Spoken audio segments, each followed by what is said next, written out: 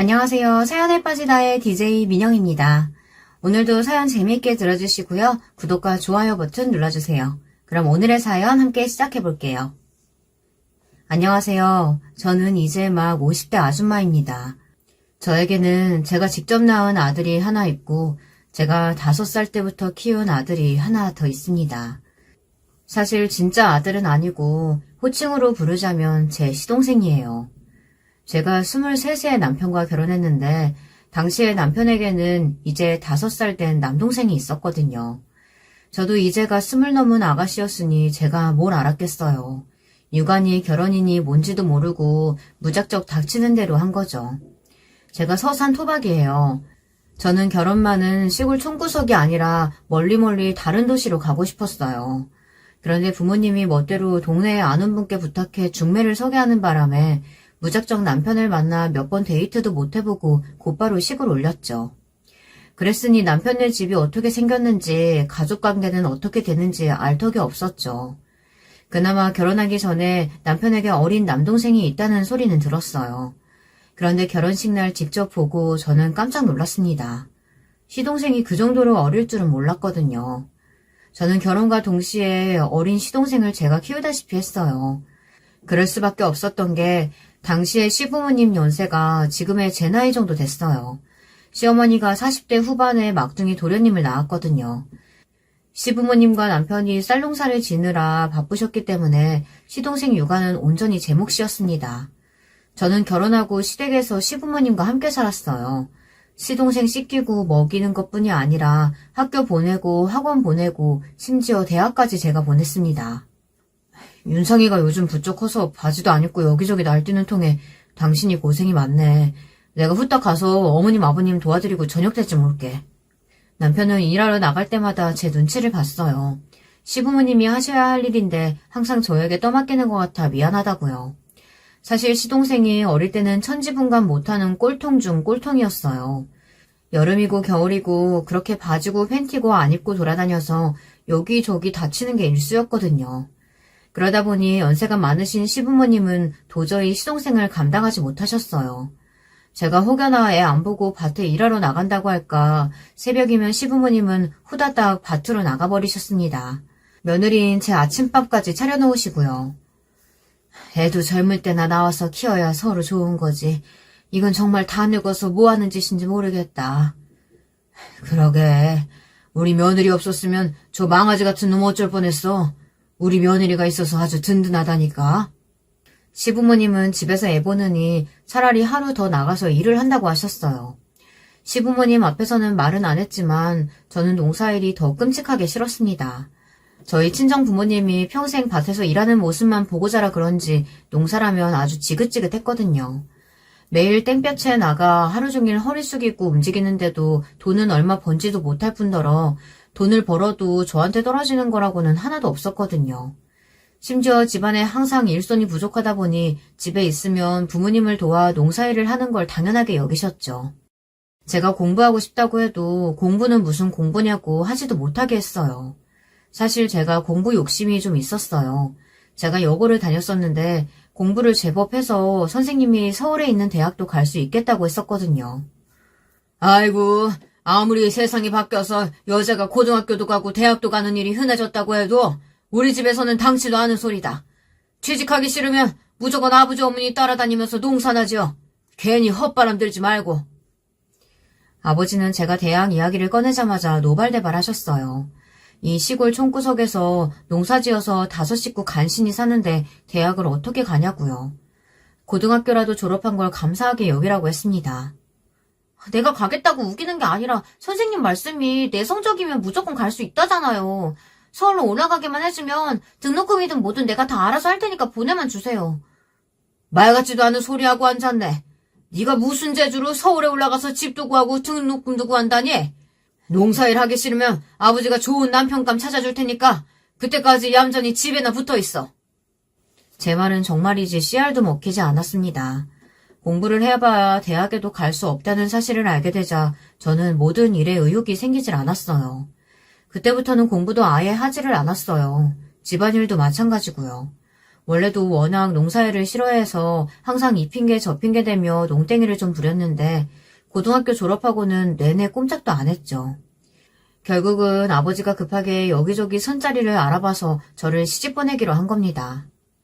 저거 계집애가 몸이 저렇게 굼뜨고 게을러서 시집 가면 남편 밥이나 제대로 차려줄지 모르겠네. 너 시집 가다가 소박마저도 안 받아줄 테니까 너 알아서 살아. 소박을 맞든 말든 내가 다 알아서 먹고 살 수 있으니까 아버지는 걱정하지 마세요. 이 집으로 돌아올 일 없으니까요. 어이구 전년 저거 말하는 꼬락서니 좀 봐라. 내가 니년한테 얼마나 질렸으면 노처녀 큰딸 놔두고 왜 너부터 시집 보내려고 이렇게 서가겠냐? 니년 집에서 내보내면 내가 아주 속이 다 후련할 것 같다. 제가 딸 셋의 둘째예요. 어머니 아버지는 어떻게든 아들을 낳아보겠다고 셋까지 낳았는데 셋째까지 딸이 나오니 어머니는 더는 못 낳겠다고 포기 선언을 하셨습니다. 아이를 낳는 당사자가 못 낳겠다고 하니 아버지도 더는 어쩌시지 못했지만 아들을 굉장히 원하셨어요. 이왕 아들을 못 낳으면 못 낳은 거지 아버지는 그걸 가지고 평생 어머니를 구박하고 딸 셋에게도 그렇게 모진 소리를 하셨습니다. 사실 어릴 때는 저도 절대 아버지가 원하는 대로 시집 가주고 싶지는 않았어요. 평생 아버지 옆에 붙어서 귀찮게 해야지 했죠. 그런데 살다 보니 제가 아버지한테 질려서 시집을 와버렸습니다. 저는 아버지 잔소리가 너무 지겨워서요. 하지만 그렇다고 아무 집에나 시집 가고 싶었던 건 아니에요. 무슨 일이 있어도 농사 짓는 집은 싫었었는데 운명의 장난인지 친정에서 20분 거리에 또 농사 짓는 집에 와버리고 말았죠. 그래도 그나마 다행이었던 건 시부모님은 제게 농사일을 도우라고 강요하지 않았다는 겁니다. 사실 시어머니는 시동생을 제가 봐주는 것만으로도 고마워하셨어요. 시어머니는 뒤늦게 막둥이를 낳은 걸 가지고 동네 사람들이 쑥덕거린다고 생각하셨거든요. 그래서 시동생을 데리고 동네도 잘 안 다니셨죠. 평생 농사를 지은 시어머니는 얼굴도 새까맣게 타고 주름도 많으신 데다가 머리도 일찌감치 하얗게 새서 시동생을 데리고 다니면 할머니냐고 물어보는 사람이 허다했어요. 시동생도 저를 더 좋아했어요.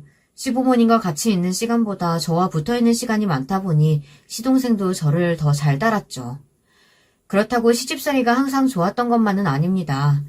시동생이 7살쯤 되었을 때 저에게도 아이가 생겼어요. 제가 입덧을 유난하게 했습니다. 거의 막달까지도 속이 안 좋아서 밥도 제대로 먹지 못하는 정도였죠. 남들이 막달이면 숨이 안 쉬어질 정도로 배가 나와서 더 먹지 못한다는데 저는 살이 너무 안 쪄서 병원에서 막달에는 고기 좀 많이 먹으라고 할 정도였습니다. 시댁에서 산다더니 시어머니가 며느리 너무 못살게 구는 거 아니에요? 그렇지 않고서야 산모가 막달인데 이렇게 살이 안 찔 수가 있어요. 아이고 의사 양반이 큰일 날 소리 하네. 우리 며느리가 얼마나 복덩인데 내가 구박한다고 그래요. 괜한 소리 말고 아들인지 딸인지나 좀 알려줘 봐요. 시어머니는 아니라고 했지만 의사 선생님 말씀이 아예 틀리지는 않았습니다. 제가 입덧이 심해서 살이 찌지 않은 것도 있지만 시집살이 때문에 살이 찔 틈이 없었어요. 제게는 이미 제 아들이 하나 더 있는 거나 다름없잖아요. 시동생은 정말 제가 낳은 아들도 아닌데 제가 임신하고 나서부터는 마치 뱃속에 동생을 질투하는 것처럼 샘을 부렸습니다. 어릴 때보다 더 울면서 떼쓰고 제 곁에서 떨어지려고 하지를 않았어요. 심지어 학교에 들어가기 전까지도 항상 저와 남편 방에서 같이 잤으니 말 다 했죠. 저는 아들을 낳았어요. 아이를 낳고 나서는 정말 힘들었습니다. 동네에 교회에서 운영하는 선교원이 딱 하나 있어서 시동생을 거기로 보냈었는데요. 제 아들이 태어나고부터는 시동생이 선교원에 안 가겠다고 고집을 부렸습니다. 안 가! 나도 아기랑 형수랑 같이 집에 있을 거야. 왜 나만 선교원 가고 아기만 집에 있는데? 나도 아기니까 집에 있을 거라고. 시동생은 꼬박꼬박 저를 형수라고 부르면서도 엄마에게 떼쓰듯 굴었습니다. 그런데 저도 이상한 게 시동생에게는 모질게 굴 수가 없었어요. 남편은 이런 저를 이해하지 못했지만 시집 왔을 때부터 먹이고 입히고 업어 재운 정 때문인지 정말 시동생이 제 아들처럼 안쓰럽고 가엾게 느껴지고 그렇더라고요. 너 자꾸 이렇게 형이랑 형수 말 안 듣고 떼쓰면 형이랑 형수랑 아기만 따로 나가서 살 거야. 너 그래도 되겠어? 남편의 모진 소리에 시동생은 그 자리에 주저앉아 눈물을 펑펑 쏟았습니다. 형수랑 아가가 나가버리면 자기는 어떡하냐고 소리를 지르며 더 울었죠. 당신은 어린 동생한테 왜 그런 소리를 하고 그래? 우리 귀여운 도련님 이리 와요. 오늘은 아가랑 형수랑 셋이 같이 자요. 나이는 어쩔 수 없습니다. 시동생은 같이 자자는 제 말 한마디에 눈물을 뚝 그치고 제 품에 쏙 안겨버렸습니다. 남편은 아들이 생긴 것만으로도 힘든데 시동생에게까지 아내를 뺏긴 것 같아 힘들다고 투덜거렸습니다. 이렇게 사랑스러운 시동생에게 어떻게 뭐라고 할 수 있겠어요. 저는 제가 조금 힘들더라도 아들과 시동생 둘 다 잘 키워내고 싶었습니다. 남편은 그런 저에게 괜히 욕심부리다가 제가 먼저 지쳐 쓰러지겠다고 걱정했지만 저는 자신이 있었습니다. 사실 시부모님이 두 분 다 계셨어도 어린 시동생을 살뜰히 챙기지를 못하셨어요. 늦은 출산이 아무래도 몸에 무리가 갔는지 시어머니는 50대 중반에 들어서면서부터 관절이랑 뼈가 좋지 않아 매일 병원에 살다시피 하셨거든요. 시동생의 입학식, 졸업식 다 저와 남편이 갔어요. 국민학교 때는 시동생이 나이든 부모님을 창피해야 할까봐 시부모님이 저희를 보냈습니다. 중고등학교 때는 시부모님이 환갑이 넘으셔서 두 분 다 건강 상태가 많이 안 좋으셨기 때문에 가고 싶어도 가실 수가 없었어요. 두 분 다 일찍부터 병원 시세를 지셨거든요. 저희 부부는 그맘때가 가장 힘들었습니다. 시부모님이 편찮으시다 보니 매일 병원에 왔다 갔다 하며 농사일도 해야 했고 아들과 시동생도 돌보느라 정신이 하나도 없었어요. 결국은 두 분 다 버티지 못하시고 시동생이 대학에 가는 모습도 보지 못한 채 돌아가셨어요. 시부모님은 돌아가시면서도 오로지 시동생 걱정만 하다가 돌아가셨습니다. 혜미, 너한테 내 아들을 둘이나 맡기고 가니 내가 너무 미안하다. 내가 우리 막둥이 생각하면 눈도 편하게 못 감을 것 같아. 저는 연신 괜찮다며 시어머니의 손을 잡아드렸지만 어머니는 끝내 늦둥이 아들 걱정만 하시다 눈물로 지새우시며 돌아가셨습니다. 참 이게 이상합니다. 저에게는 제 아들이 있는데도 시동생이 그렇게 항상 눈에 밟혔어요. 시동생이 서울로 대학을 갔을 때도 저는 주에 한 번씩 서울에 올라가 집 청소도 해주고 반찬도 해주고 내려왔습니다. 누가 시키는 것도 아닌데 저는 제 스스로 시동생에게 그렇게 해주고 싶어서 매주 몇 시간씩 버스를 타고 올라갔습니다. 그런 저에게 아들은 불만이 많았어요. 엄마, 나도 다 컸으니까 이제는 사실대로 말해줘. 사실은 작은아빠, 엄마가 사고쳐서 나온 아들이지? 이 녀석이 못하는 말이 없어. 엄마가 시집왔을 때 네 작은아빠 나이가 5살이었어. 그때부터 내 아들처럼 키웠으니까 당연한 거지. 그런 걸 셈을 부려. 아들이 시동생과 자신을 비교하며 제게 투덜거릴 때마다 그러면 안 되는 거라고 혼내기는 했지만 사실 아들이 생각하기에 그럴만했어요. 누가 봐도 저와 시동생이 각별하기는 합니다. 제가 먼저 시동생이라고 말하지 않으면 100이면 100 다 제 아들인 줄 아니까요. 저뿐만이 아니라 시동생도 저에게 너무 잘했어요. 서울에 올라가서도 제 생일이면 돈도 없을 텐데 꼬박꼬박 선물에 용돈까지 보내줬고 한 번씩 제가 집에 놀러가면 서울에 유명한 곳도 같이 가줬습니다. 남산이나 유명한 백화점 같은 데를요. 시동생이 군대를 다른 또래들보다 좀 늦게 갔어요. 어릴 때 그렇게 장난만 치고 꼴통짓을 하길래 공부에는 영 소질이 없는 줄 알았는데 중고등학교 때 공부를 제법 하더니 시동생은 교육대에 들어갔어요. 그때도 얼마나 기쁜지 저랑 남편은 동네 잔치까지 했습니다. 시동생은 임용고시 합격하고 군대에 가고 싶다고 해서 2-3번 시험을 보고 가느라 좀 늦었어요. 그래도 시동생이 대단한 게 자기가 말한 건 항상 지켜요. 정말로 임용고시에 붙어서 합격증을 집에 가지고 왔더라고요. 그런 시동생이 군대에 가는데 제가 마음이 얼마나 안 좋았겠어요. 훈련소에 보내고 오는 길에 하도 울어서 남편이 기가 막혀 할 정도였죠. 그때가 제 아들이 고3이었어요. 아들도 예민했던 시기였는데 제가 아들보다 시동생에게 더 신경을 쓰니 많이 서운해했죠. 남도 아니고 가족이니까 나도 이해해보려고 했어. 근데 아무리 그래도 그렇지 나 1차 수시 결과 나오는 날인데 꼭 작은아빠 면회를 가야겠어? 아들 수시 결과가 나오는 날과 시동생 첫 면회가 하필이면 같은 날이었습니다. 그런데 아무리 생각해도 저는 면회에 가는 게 맞는다고 생각했어요. 수시 결과야 컴퓨터로 조회만 하면 되는 건데 온 식구가 다 집에 붙어 있어봐야 뭐 하겠어요. 수시야 붙든 떨어지든 면회 갔다 와서 저녁에 축하하든 위로를 하든 뭐라도 하면 되는 거라고 여겼죠. 하지만 면회는 그렇지가 않잖아요. 또 언제 얼굴을 볼지도 모르는데 어떻게 못 간다고 해요. 시동생은 저희 말고도 면회할 가족도 없는데요. 그런데 생각보다 면회가 늦어졌습니다. 이유는 분명히 있었어요. 시동생이 나오는데 얼굴이 아무래도 이상하더군요. 옆에 시동생 선임이라면서 두 명이 같이 나오는데 인상이 아주 더러운 게 영 기분이 쎄했습니다. 거기다가 시동생 얼굴이 너무 안 좋았어요. 눈두덩이도 부은 게 꼭 어디서 뒹굴고 온 것 같더라고요. 저는 밥을 먹는 내내 시동생에게 얼굴은 왜 그런 거냐, 아까 그놈들 인상이 아주 더럽던데 별일 없냐 꼬치꼬치 물었습니다. 그러자 제 마음도 모르고 옆에 있던 남편은 저를 유난한 아줌마 취급했어요. 여보 그만 좀 해. 머리 빡빡 밀고 군복 입고 있으면 원래 다 인상 더러워 보여. 왜 괜한 사람을 의심하고 그래? 당신이나 모르면 가만히 있어. 이 얼굴 보고도 그런 태평한 소리가 나와? 도련님이 말해봐요. 진짜 별일 없는 거야? 시동생 얼굴을 여기저기 꼼꼼히 확인하며 묻자 시동생이 주저하다가 어렵게 말문을 열었습니다. 역시나 제 생각이 맞았어요.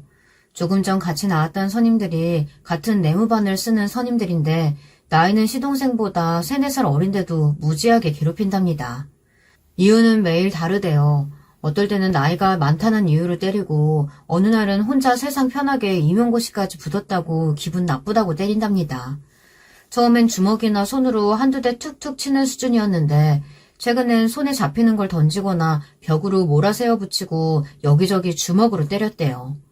시동생은 말하면서도 서러운지 눈물을 흘렸습니다. 여러분은 20대 중반이 넘은 남자애가 어린 아이처럼 엉엉 우는 모습을 본 적이 있으세요? 정말 가슴이 아립니다. 도련님이기 전에 제가 어떻게 키운 자식인데 그런 일을 당하게 된답니까? 저는 그대로 부대로 돌아가 눈에 보이는 군인마다 불러 다 이야기했어요. 내 자식이 군대 내에서 괴롭힘을 당한다고요.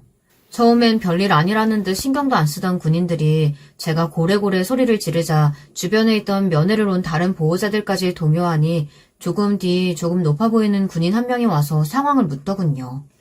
저는 군인이고 뭐고 간에 시동생에게 들은 대로 다 이야기했어요. 그러자 그 군인이 저에게 죄송하다고 사과를 하더군요. 그러고는 부대로 들어가 바로 확인하고 적절한 조치를 취할 테니 걱정하지 말라고 했습니다. 그러고는 시동생을 데리고 들어갔습니다. 군부대 안으로 들어가는 시동생의 뒷모습을 보는데 정말 눈물이 펑펑 쏟아지더군요. 정말 이대로 군부대에 두고 돌아가도 되나 싶어서요. 남편과 집으로 돌아가는 동안 둘 다 마음이 착잡해서 말도 한마디 하지 않고 돌아왔어요. 그래서 아들에게 부재중 전화가 와 있는지도 몰랐습니다. 그런데 집에 돌아왔더니 거실이 난리가 나 있더군요. 아들이 마음이 많이 상했는지 옷이며 책을 다 던져 난리를 쳐놨어요. 그 모습을 보자마자 저는 화가 나서 아들에게 화를 냈습니다. 이게 뭐 하는 짓이냐고요. 엄마 아빠는 나보다 작은 아빠가 더 중요하지? 그게 아니면 어떻게 이럴 수가 있어? 나 오늘 발표하는 대학 가고 싶었던 거 뻔히 알면서 어쩜 이렇게 관심이 없을 수가 있어? 그때까지도 저는 수시에 떨어졌다면서 화를 내는 아들이 이해가 안 됐습니다. 그 일보다 시동생에게 벌어진 일이 더 가혹하고 슬프다고 생각했거든요. 이 자식이 어디서 철딱서니 없는 소리를 하고 앉았어. 아직 수시 다 끝난 것도 아니고 떨어졌으면 열심히 공부해서 수능을 잘 볼 생각을 해야지. 너 속상하다고 부모 앞에서 이 난리치고 소리를 질러? 당장 방으로 안 들어가? 어쩌면 그날 제가 생각을 잘못했는지도 몰라요. 시동생 때문에 조금 속상했어도 그 일은 잠시 접어두고 아들을 위로해줬어야 했는데 제가 너무 제 감정만 앞세웠습니다. 그날 이후 아들은 저를 봐도 모르는 척했어요. 일절 학교에서의 일이나 대학 관련 일들을 저에게 상의도 하지 않았습니다. 저는 막연하게 저러다 말겠지 하고 단순하게 생각했는데 그게 아니더군요. 고3이 될 때까지 한 번도 속 썩인 적 없었던 아들이 뒤늦게 사춘기가 왔는지 삐뚤어지기 시작했어요. 그러던 어느 날이었습니다. 아들 학교에서 연락이 왔는데 아들이 수시 접수를 안 하겠다고 고집을 피운대요. 저는 왜 수시 접수를 안 하려고 하는지 되려 선생님에게 물었습니다. 그때까지도 저는 당연히 수시 말고 정시에 올인할 생각인가 보다 했죠. 어머니 아직 모르셨어요? 준영이 대학 안 가고 바로 취직할 거라고 하던데요.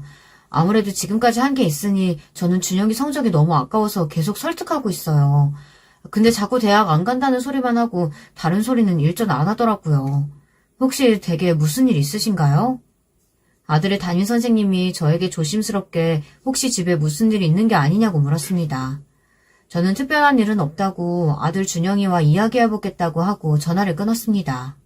저는 아들이 올 때까지 거실에 앉아 전전긍긍하고 있었습니다. 사춘기가 뒤늦게 오는 애들이 더 무섭다는데 우리 아들이 그런 케이스인가 싶었죠. 그런데 집에 돌아온 아들은 생각지도 못한 소리를 했어요. 아들이 집에 도착하자마자 왜 선생님께 대학 안 가겠다고 했냐고 제가 따져 물었더니 쌩한 얼굴로 참견하지 말라는 소리만 하더군요. 저는 순간 예전에 저희 아버지에게 제가 했던 말들이 떠올라 소름이 돋았습니다. 이래서 피는 못 속이나 싶었죠. 저는 방으로 들어가려는 아들 녀석을 잡아 간신히 거실에 앉혔습니다. 그리고 엄마와 이야기를 좀 하자고 했죠. 아들이 아무 말도 안 하고 입을 꾹 다물고 있길래 저는 최대한 마음을 다잡고 다시 한번 물었습니다. 학교에 무슨 일이 있냐고, 아니면 왜 갑자기 대학에 갈 생각이 없어진 건지 말해달라고 했죠. 그러자 아들은 코웃음을 쳤습니다. 나 대학 안 가. 고등학교 졸업하는 대로 돈 벌어서 하루빨리 이 집에서 나갈 거야. 아들 말이 우리 집을 벗어나기 위해 대학을 안 가고 돈을 번다네요. 저는 당황해서 절로 말을 더듬었습니다. 그게 무슨 소리냐고요. 그러자 아들이 낮은 한숨을 몰아쉬더니 제게 답답하다는 듯 이야기하더군요. 나 작은아빠 고3 때 다 기억나. 엄마가 어떻게 했는지. 나 초등학생이었는데도 엄마는 밥은 안 차려주고 매일 쏘다니면서 작은아빠 학원 알아보고 저녁이면 학원 앞에 데리러 가고 그랬었잖아. 그때 나한테 뭐라 그랬어. 작은아빠한테 중요한 시기니까 그러는 거라고 했잖아. 그래서 나도 당연히 기대했어. 나도 고3 되면 엄마가 똑같이 해주겠구나. 저는 순간 머리를 퍽 하고 두드려 맞은 것만 같았습니다. 아들 말에 그때 일이 번쩍 떠올랐거든요. 아들 말이 맞았습니다. 시동생이 교대에 가고 싶다는 말 한마디에 저는 누구보다 열심히 서포트했어요. 그때는 지금보다 조금 더 젊기도 했고 남들은 다 부모가 알아서 해주는데 시동생만 혼자 쩔쩔매고 있는 게 안쓰러웠거든요. 그런데 아들이 고3이 되고는 제가 너무 신경을 안 쓰기는 했어요. 오히려 서울에 혼자 사는 시동생이 걱정돼서 주말마다 반찬 해나르기 바빴죠. 그제야 저는 정신 차렸습니다. 저에게 뭐가 중요한지 우선순위를 새까맣게 까먹고 살았구나 그런 생각마저 들었죠. 저는 아들에게 미안하다고 사과했어요. 제가 어쩌면 정말로 시동생을 제 아들로 여기고 아픈 손가락 정도로 생각한 것 같다고요. 저는 아들을 안아주었습니다. 그리고 앞으로는 아들에게 집중하겠다고 약속했어요. 진심이었습니다. 시동생 일도 당연히 중요하지만 시동생은 이제 다 큰 성인이에요. 만약 제 자식이었어도 그 나이면 확실히 독립시키고 간섭하지 말아야 하는데 제가 너무 과하게 굴었다는 걸 알았죠. 저는 그때부터 달라지기 위해 노력했습니다. 시동생이 저를 필요로 할 때까지는 조금 멀리서 지켜보고 제 아들에게 집중하기로 했어요. 그래도 아들과 더 멀어지기 전에 화해해서 다행이었어요. 아들이 저를 이해해줬습니다. 수시도 다시 쓰기로 했고요.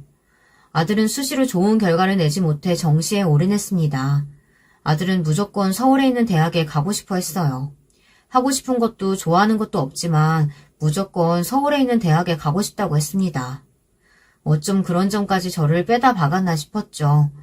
저는 서울로 대학을 가지 못했지만 아들만은 무슨 수가 있어도 서울로 보내기 위해 부단히도 노력했습니다. 서산 시내에 있는 유명한 학원이라면 학원은 다 알아봤고 과외까지 다 알아봤어요. 남편 말이 저는 참 중간이 없는 사람이래요. 시동생한테 집중하느라 아들 나 몰라라 했을 때는 아무것도 신경 안 쓰더니만 밀어주겠다고 작정하니 아주 집안 돌뿌리까지 다 뽑아다 줄 기세라고요. 저는 남편이 비아냥거리는 소리도 들리지 않았습니다. 지금까지 제가 관가하고 있던 일을 만회하기 위해 사력을 다했죠. 아들은 목표대로 정말 간신히 서울에 있는 대학에 붙었어요. 과도 정말 점수에 맞춰서 지원하는 바람에 뭘 하는 과인지도 입학하고 나서야 알았습니다. 시동생이 서울로 대학을 가면서 남편이 서울에 작은 투룸 아파트를 하나 사줬어요. 그때도 남편은 전세로 해주면 되지 뭐하러 매매까지 하느냐고 했지만 제가 그러자고 했습니다. 시부모님이 돌아가셨을 때 시동생이 성인이 아니었으니 시부모님은 장남인 남편에게 모든 재산을 다 남겨주고 가셨어요. 물론 저희를 믿고 시동생에게 알아서 잘 나눠줄 거라 여기셔서 하신 일이었지만 저는 항상 마음이 무거웠습니다. 그래서 시동생이 성인이 되고 독립해서 나갈 때 이때다 싶어 아파트를 시동생 명의로 샀습니다. 시동생은 이제 갓 20살이 된 자신에게 너무 버거운 집이라고 했지만 앞으로 시동생이 서울에서 어떻게 살아가든 든든한 버팀목 하나 정도는 있어야 좋을 것 같아 결정한 거니 부담 갖지 말라고 했습니다. 아들이 대학에 입학할 당시에 시동생이 군대에 있을 때라 아들이 시동생 집에서 지냈어요. 시동생도 제대가 얼마 안 남았으니 아들과 함께 지내면 좋을 것 같다고 좋아했어요. 저는 그제야 걱정 없이 마음 놓고 살 수 있겠지 기대했습니다. 저도 이제 중년으로 넘어가고 있었고 하나뿐인 아들도 성인이 돼서 대학에 보냈으니 할 일 다 했다 싶었거든요. 근데 육아라는 게 그렇게 쉽게 끝나는 게 아니더군요. 성인이 돼서도 자식은 자식이었어요. 더군다나 작은 아빠와 조카간이라도 엄연히 따지자면 나이가 많이 차이 나지 않다 보니 아들과 시동생은 살면서 크고 작은 다툼이 있었어요. 그럴 때마다 아들은 제게 전화해 시시콜콜한 소리를 해댔습니다. 아들이 말 그대로 점수만 맞춰서 서울에 대학을 갔기 때문에 학교에 적응을 못했어요. 그러다 보니 매일 친구들이랑 어울려 다니면서 술만 먹고 놀러 다녔나 봐요. 그 모습을 보고 학교 선생인 시동생이 참기 힘들만 했죠. 시동생은 아들이 걱정돼서 한두 마디 잔소리를 했는데 그게 아들은 듣기 싫었나 봅니다. 작은 아빠 때문에 진짜 미치겠어. 나한테 통금 시간이라면서 11시 전에는 무조건 들어오라고 하는 거 있지. 내가 애도 아니고 성인인데 11시가 웬 말이야. 나 작은 아빠랑 도저히 못 살겠어. 엄마보다 잔소리가 더 심하다니까. 그냥 나도 따로 방 얻어주면 안 돼? 월세나 반지하도 좋으니까 제발 아빠한테 말 좀 해줘 엄마. 아들은 시동생과 못 살겠다며 제발 혼자 살게 해달라고 아주 사정을 했습니다. 하지만 힘든 건 시동생도 마찬가지였죠. 제가 주말에 한 번씩 올라가 보면 청소며 빨래, 식사 준비까지 시동생이 다 혼자 했나 보더라고요. 안 봐도 비디오였습니다. 사실 아들 녀석이 제 밑에서 주는 밥만 먹고 빨아주는 옷만 날름 입고 다닐 줄 알았지 집안일은 전혀 가르치질 않아서 모르거든요. 반면 시동생은 고등학교 때부터 저를 돕는다고 설거지며 식사 준비도 척척이었고 음식도 잘해요. 더군다나 벌써 혼자 산 지도 꽤 됐으니 살림도 야무지게 잘하더라고요. 아휴, 우리 도련님이 고생이 많네. 내가 방학 때 준영이 이 자식 오면 집안일이랑 음식 설거지 아주 제대로 교육해서 올려보낼게. 형수는 서운하게 왜 그런 소리를 해요. 형수가 날 어떻게 키웠는데 내가 준영이 하나 건사 못할까 봐요. 시동생이 언제 이렇게 어른이 됐는지 모르겠습니다. 제 눈에는 아직도 제 다리에 붙어서 울고불고 하던 어린애인데 어느새 제 걱정을 하고 제 아들을 챙기는 멋진 어른이 됐더라고요. 시동생은 저를 볼 때마다 아들의 학점 상태나 친구 관계, 심지어 여자 관계까지 상세하게 이야기해줬습니다. 앞으로 취업 준비를 위해 어떤 게 필요한 것까지요. 저는 시동생이 제 아들 옆에 있어준다는 것만으로도 너무나 고맙고 든든했습니다. 그러던 어느 날이었어요. 시동생은 제가 생각한 것보다 훨씬 더 어른이더군요. 방학 때 아들이 집에 내려왔는데 시동생에게 여자가 생긴 것 같다고 하더군요. 밤에 전화하는 소리를 들었는데 여자한테 시동생이 단단히 빠졌는지 여자한테 아주 절절 맨답니다. 말도 마요. 뭐가 매일 그렇게 미안한지 툭하면 사과하고 새벽에 막 데리러 나간다니까요. 아마 조만간 엄마한테 동서 생길 기세요. 아들 말이 얼마나 예쁘고 잘났는지는 몰라도 시동생이 여자한테 넘어가서 어쩔 줄 모른답니다. 원래 시동생이 엄청 알뜰해요. 워낙 사고라고는 모르는 타입이라 취미나 좋아하는 것도 별로 없어요. 보통 집 학교거든요.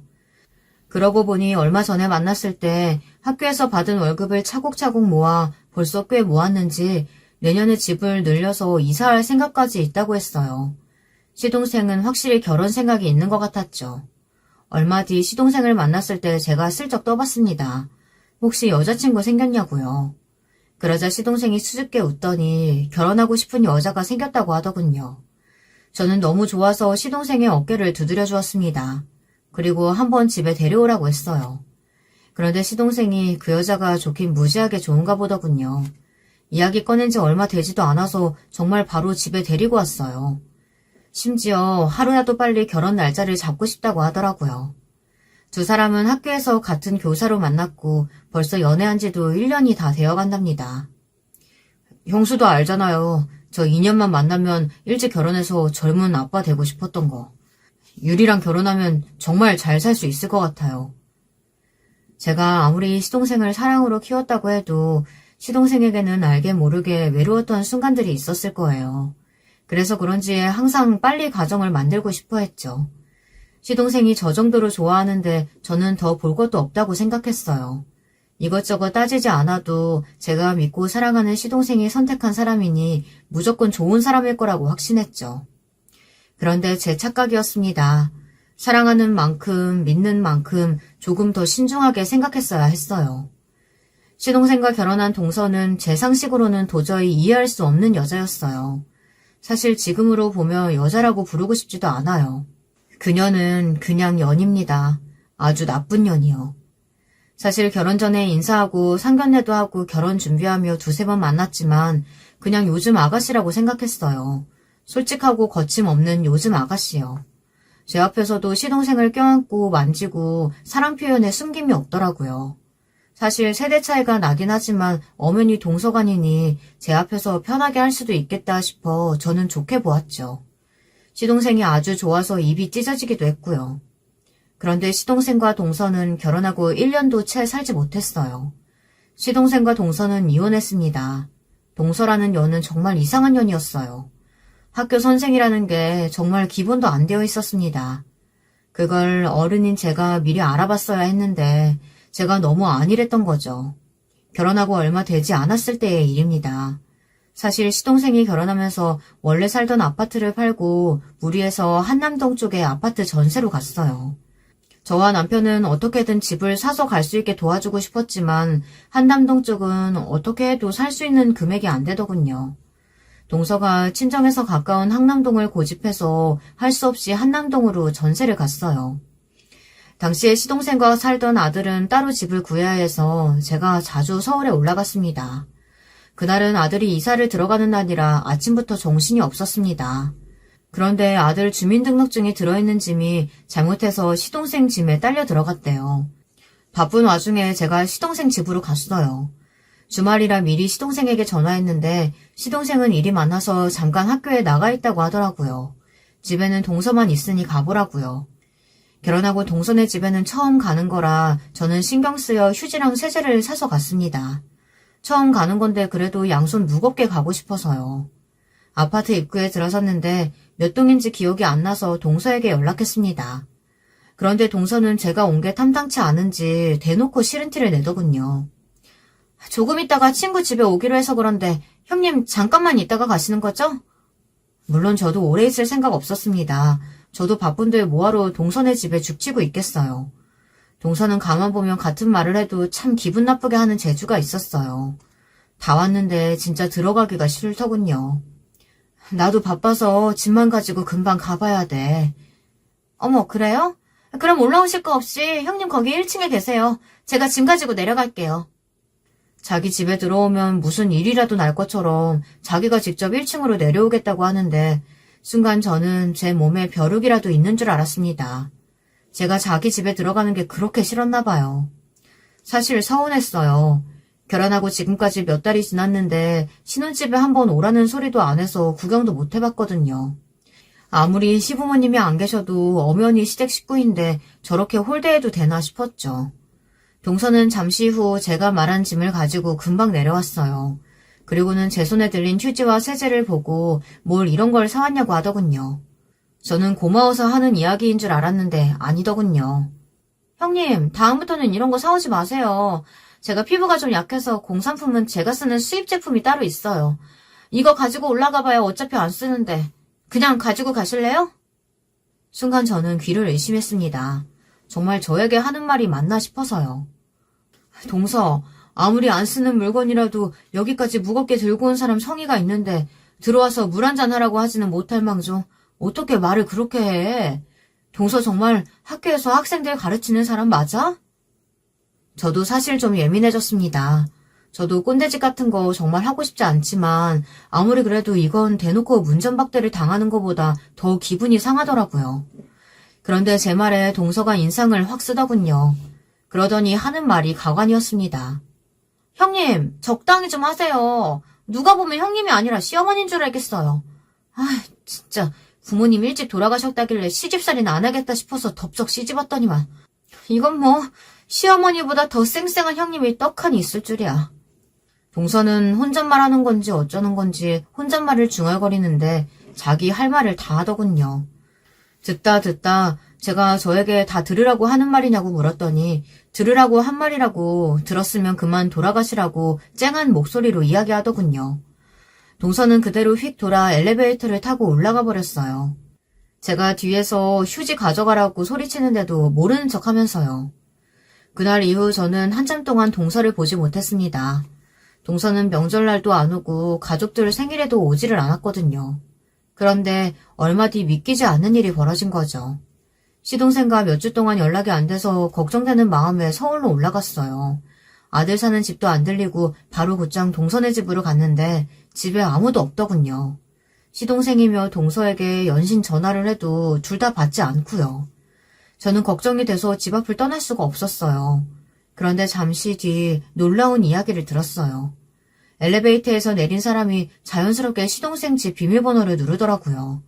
저는 놀라서 혹시 이 집에 사냐, 그럼 원래 여기 살던 젊은 부부는 어디로 갔는지 아느냐고 물었죠. 저는 일절 들은 소리가 없으니까요. 그런데 시동생 집으로 들어가려던 사람 말이 자기도 딱 일주일 전에 이사를 왔다는 겁니다. 전에 살던 사람들 이름 모르고요. 저는 놀라서 아파트 단지 안에 부동산을 쫓아갔습니다. 시동생 집 구할 때 단지 안에 부동산에서 계약했다는 소리를 얼핏 들은 것 같아서요. 그런데 부동산 사장 말이 더 기가 막혔습니다. 시동생이 얼마 전 전세 연장을 안 하고 나갔다고 하더라고요. 그러면서 하는 말이 입이 떡 벌어졌어요. 그 집에서 난리가 나서 동네 전체가 시끄러웠는데 저더러 오히려 몰랐냐고 되묻더군요. 거기 세대 바람나서 한바탕 난리가 났었어요. 이걸 바람이라고 하는 게 맞나? 나도 모르겠는데. 글쎄, 결혼 전부터 이 근처에서 헬스장 하는 남자랑 사귀었던 사이였는데 결혼하고도 줄곧 만나고 그랬나 봐요. 근데 며칠 전에 딱 걸린 거지. 그 헬스장 놈이 신혼집에까지 매일같이 드나들었나 보더라고. 저는 순간 말문이 막혀서 할 말을 잃었습니다. 글쎄 동서년이 시동생과 헬스 트레이너 놈이랑 양다리를 걸치다가 조건이 더 나은 시동생과 결혼을 한 거예요. 양다리 걸치다가 결혼까지 했으면 정신 차리고 똑바로 살 노릇이지. 이 양심 없는 년이 결혼은 우리 시동생이랑 하고 연애는 트레이너 놈이랑 쭉 이어간 거죠. 집까지 끌어들여서요.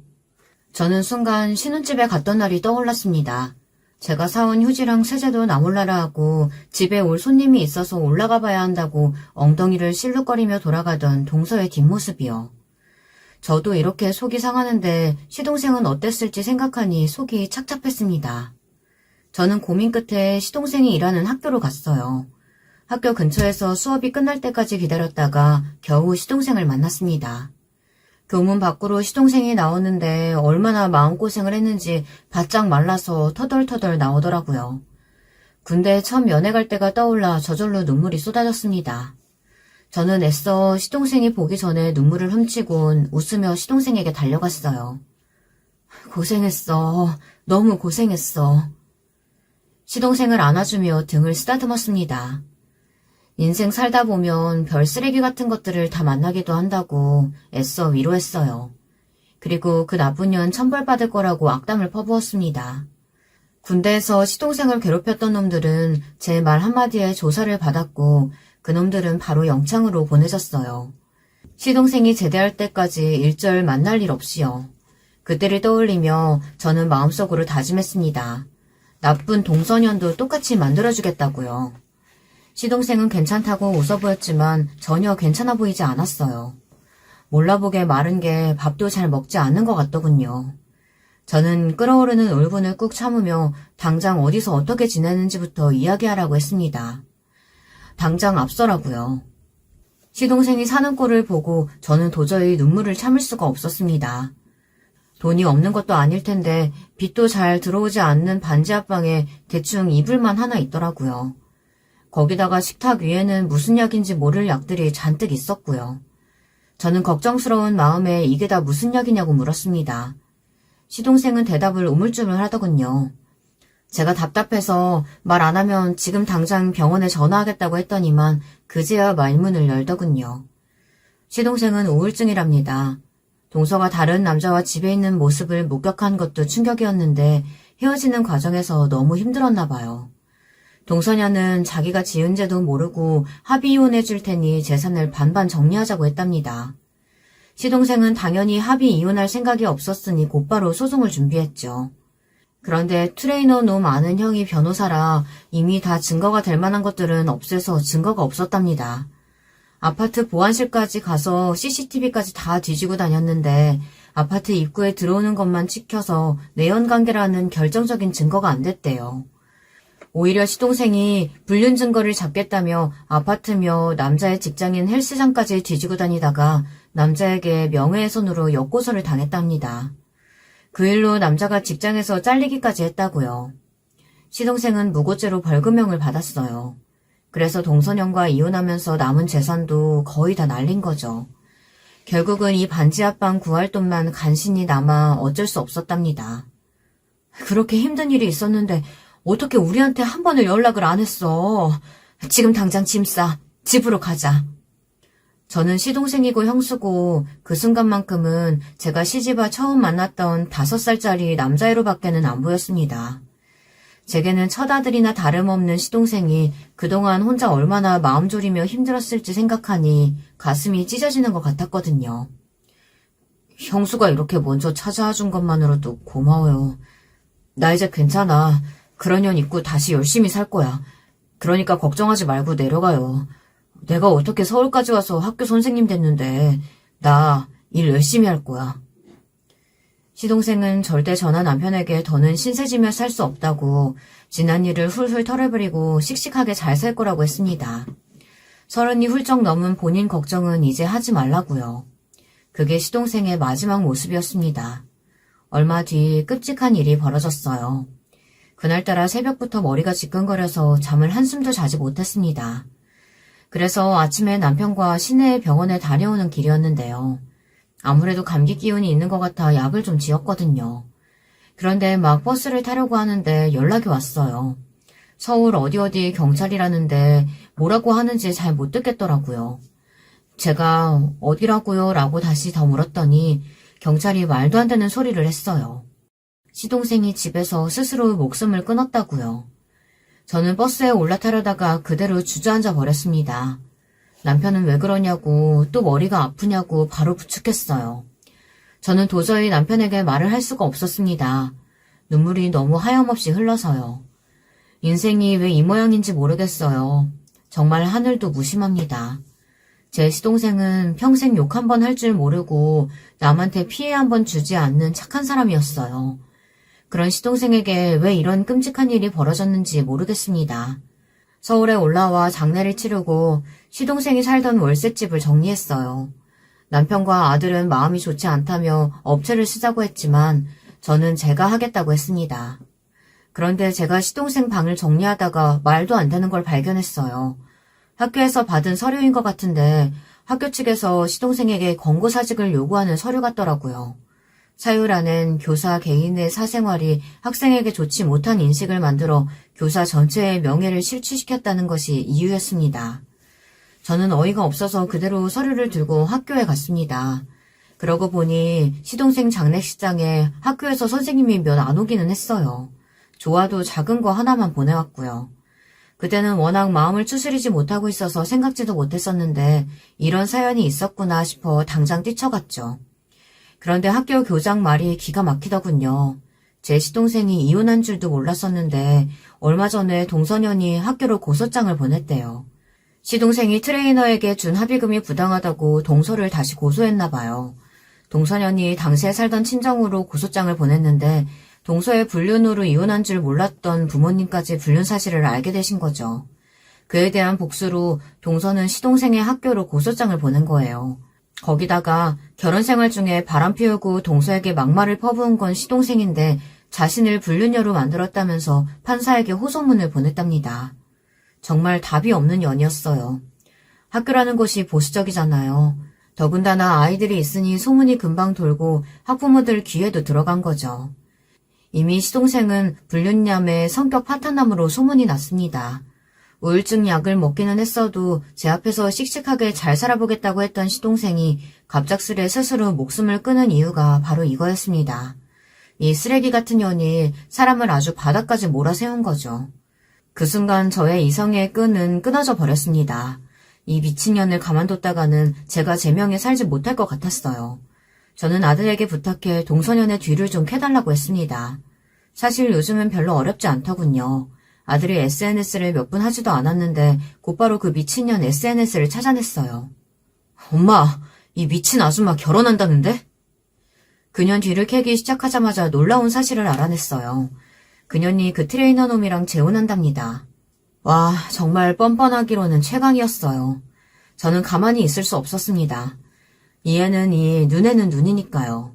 저는 그년이 결혼하는 날 결혼식장으로 쳐들어갔습니다. 내가 꼭 복수해줄게. 하늘에서 똑똑히 지켜봐. 사실 시동생의 억울함을 풀어주기 위해 동서년과 트레이너 놈의 불륜 증거만 찾아 결혼식장에 뿌릴 생각이었습니다. 그런데 나쁜 연놈들이 얼마나 철저하게 숨겼는지 증거가 하나도 없더라고요. 그래서 할 수 없이 제가 MSG를 좀 쳤습니다. 사람을 좀 불렀어요. 저희 시동생 사연을 듣자마자 서산 지인들이 다 저를 도와주겠다고 했어요. 그년 결혼식에 동네 사람들이 총출동했습니다. 결혼식이 시작되자마자 약국집 딸내미가 트레이너 놈 동거녀로 나섰어요. 여보, 나한테 어떻게 이럴 수가 있어? 내가 당신이랑 같이 산 세월이 몇 년인데. 뭐야, 당신? 누구야?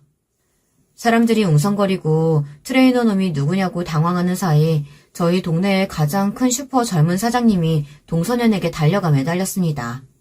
자기야, 어떻게 날 속이고 다른 남자랑 결혼할 수가 있어? 얼른 나랑 같이 가자. 우리 보라가 집에서 기다려. 보라는 사장이 키우는 강아지예요. 생각보다 동네 분들이 웅성웅성하는 연기를 다 잘해서 일은 술술 풀렸습니다. 동서녀는 어쩔 줄 몰라하며 당신 누구냐고 소리를 질러댔어요. 그때 쌀집 아줌마까지 출동했습니다. 새아가, 내가 시집살이 좀 시켰다고 어떻게 네 남편을 두고 딴 놈이랑 결혼을 해? 내가 앞으로 잘할 테니까 제발 가자.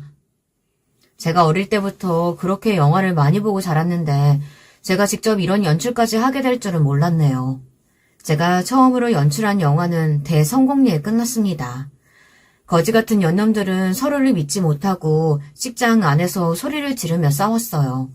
저 여자 누구냐, 저 남자가 말한 보라는 뭐냐 하면서요. 결국은 동서년이 들고 있던 부케를 남자 얼굴에 집어던지고 나서야 결혼식은 끝났습니다. 저는 손 하나 안 대고 복수에 성공했어요. 그 일로 시동생을 죽음으로 몰아갔던 연놈들은 자신들의 부모며 가족, 친구, 직장 동료들까지 모두 모인 자리에서 개망신을 당했으니까요. 유치한 제 복수가 귀하디 귀한 제 시동생을 돌아가게 하지 못한다는 것 정도는 저도 잘 압니다.